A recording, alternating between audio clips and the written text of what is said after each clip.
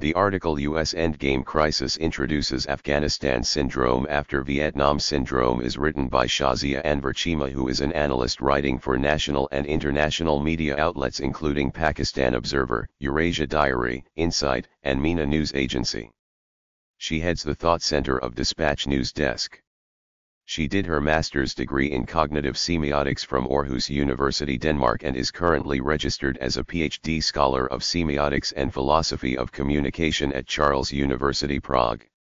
She can be reached at her Twitter at Shazia Anwar, email shaziaanwar@yahoo.com. She says in her article that history has testified that advisor to President Jimmy Carter Zbigniew Brzezinski actually gave another Vietnam to the United States. The only difference is that the United States is shy to use the terminology of Afghanistan syndrome, although Washington avoided getting engaged in the Syrian war just due to Afghanistan syndrome. Listen her article now. In a 1998 interview with David N. Gibbs, the architect of the Afghan Jihad and Afghan-Russo wars, Zbigniew Brzezinski confirmed that he sent a letter to the then U.S. President Jimmy Carter the day Russians crossed the Uzbek SSR-Afghan bridge on Amur Darya, and he suggested President Carter that that was the best time to engage Russia into an unending war and give Russia its Vietnam. More than 2.5 million American men served in Vietnam during the war. Some of these men were career military officers, but many others were poor or working-class teenagers. Alas, history has testified that Brzezinski actually gave another Vietnam to the United States.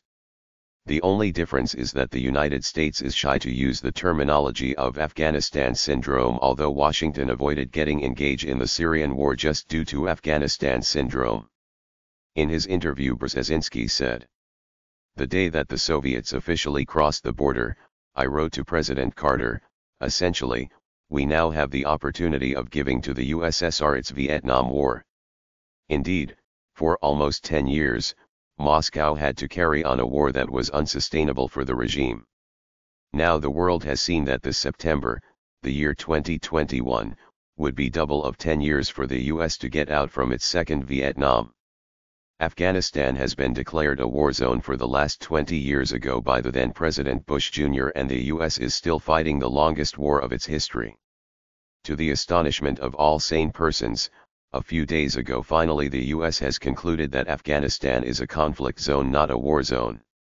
According to the Washington Post, the U.S. Secretary of Defense Lloyd Austin said during his visit to Afghanistan on March 21 that the U.S. wants a responsible end to this conflict and a transition to something else clear.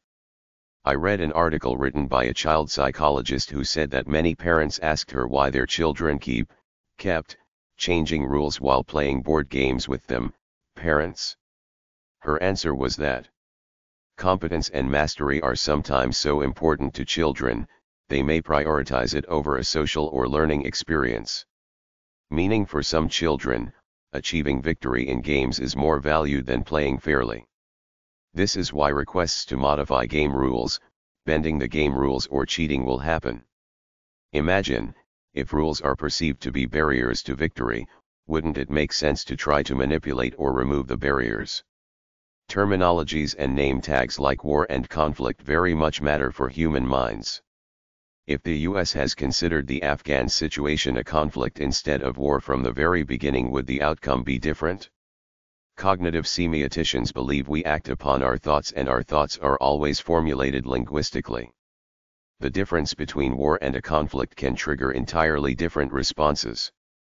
Scholars such as Wright, Richardson, Kozer, Schelling, Bolding, Kent, Midlersky, and others generally appear to understand wars to be events that involve at least two parties, one of which is a nation.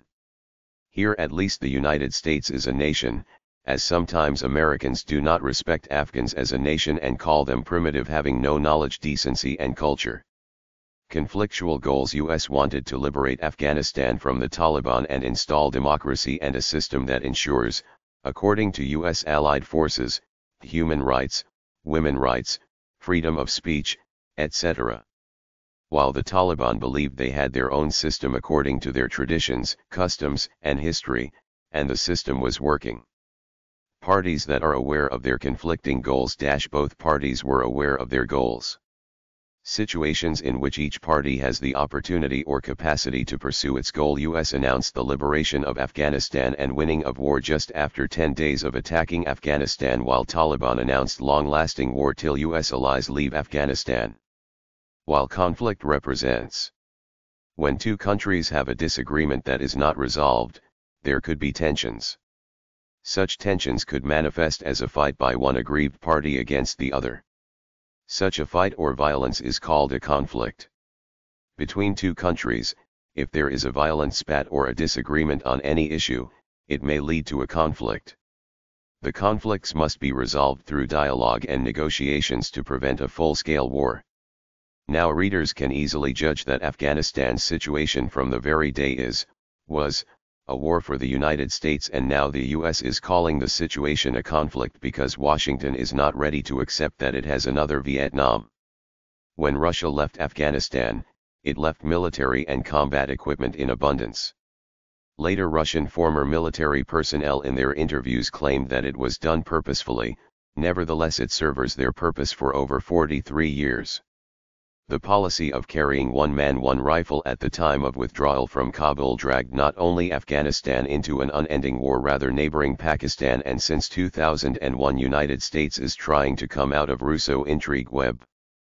By providing Mujahideen, warriors of God, ample arms and training, rest of the damage the US had done by himself when it landed with 56 NATO allied nations in 2001 and formed ISAF. Now the US is calling the Afghan situation a conflict. If this had been done 20 years ago, the situation of face-keeping, being answerable to the Americans themselves, could have been avoided.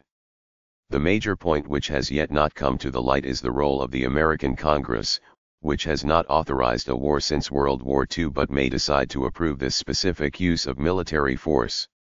On what ground a military force could be used on another soil for 20 years if it is not a war? This is a deep-rooted problem, declaration of war or just being in war without any state-level approval.